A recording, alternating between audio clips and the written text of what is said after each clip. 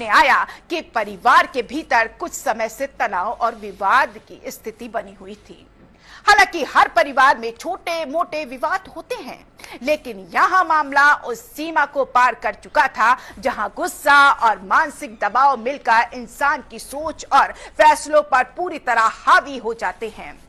पड़ोसियों के बयान इस मामले को और भी रहस्यमय बना देते हैं, क्योंकि उनके मुताबिक बच्चियां सामान्य रूप से खेलती कूदती थी, स्कूल जाती थी और किसी को ये अंदाजा नहीं था कि उनके अपने ही घर के भीतर एक ऐसा खतरा मौजूद है जो एक दिन उनकी जिंदगी छीन लेगा। और यही वो बात है जो इस घटना को और भी ज्यादा डरावना बना देती है। सबसे बड़ा सवाल यही उठता है, क्या ये सिर्फ एक पल का फैसला था या फिर ये एक ऐसा मानसिक दबाव था जो लंबे समय से बढ़ता जा रहा था?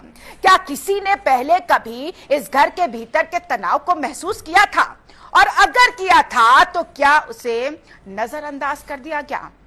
क्योंकि अक्सर ऐसे मामलों में संकेत पहले ही मिल जाते हैं, लेकिन हम उन्हें गंभीरता से नहीं लेते। और शायद यही सबसे खतरनाक सच है कि खतरा हमेशा बाहर से नहीं आता, कई बार वो घर के भीतर ही पल रहा होता है और हम उसी पहचान ही नहीं पाते हैं। तो जिस तरीके की यहां पर घटनाएं घटी है, उस घटना से पूरे इलाके में सनसनी। 11 साल की जुड़वा बच्चियों की हत्या, घर के अंदर ही दिल दहला देने वाली घटना, पारिवारिक तनाव खौफनाक वारदात की वजह बन गया। और आइए ग्राफिक्स के जरिए अब बहुत गंभीरता से समझते हैं कि कानपुर में रिश्तों का कैसे कत्ल हुआ, ये रिश्ता कैसे कत्ल में तब्दील हो गया। और ऐसे में देखिए, यहाँ पे कानपुर में 11 साल की 2 मासूम बच्चियों का कत्ल हो जाता है, और इसी के साथ जो कत्ल होता है तो उसका कत्ल कोई और नहीं, उसे पैदा करने वाला उसका ही पिता होता है। दोनों बेटियों का आरोपी, कत्ल का आरोपी सिर्फ और सिर्फ उसका सगा पिता है। पिता पर बेटियों की हत्या का आरोप है। घर के भीतर ही इस वारदात को अंजाम दिया गया।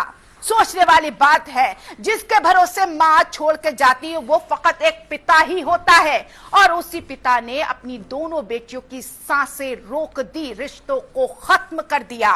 ये सगा रिश्ता, कई ऐसी घटनाएं आती हैं जिसे हम कह सकते हैं कि हाँ, रिश्तों को तार तार कर दिया, लेकिन ये इतना सगा रिश्ता कि अपने ही खून का कत्ल कर।